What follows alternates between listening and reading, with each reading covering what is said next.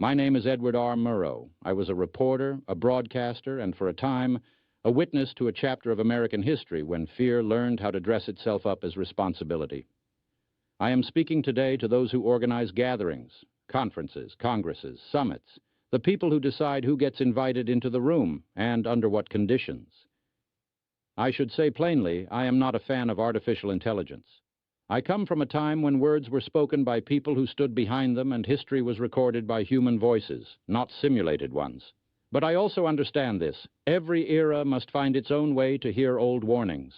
If the only way some people will listen now is by hearing what a voice from history might say when confronted with familiar logic wearing unfamiliar clothes, then the method is less important than the lesson.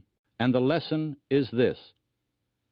I covered a period when institutions convinced themselves that screening belief was the same as protecting the public, when people were judged not by what they intended to do, but by what they had once said, often long ago, often without context, often before they had fully become who they were.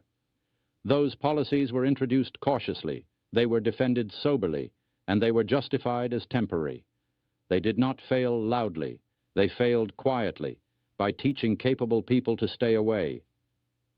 If entry into a country or participation in a gathering begins to require retrospective purity, a review of old expression, old jokes, old anger, old mistakes, the result is not safety.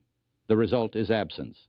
To the organizers listening, history shows that you will not be forced out of markets by politics. You will adjust because friction changes behavior. People do not boycott rooms they fear. They simply stop entering them.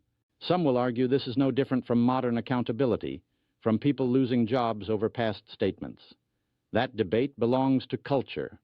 What concerns me is when governments begin to formalize that logic, when the state itself asks for speech as evidence before granting permission. That is not accountability. That is pre-clearance. History is clear on this point. Nations that grow confident invite participation. Nations that grow anxious audit it. If this message reaches you through unfamiliar means, remember why. History does not repeat itself verbatim. It adapts. The responsibility of your generation is the same as mine was, to recognize old mistakes even when they arrive disguised as innovation. Good night and good luck.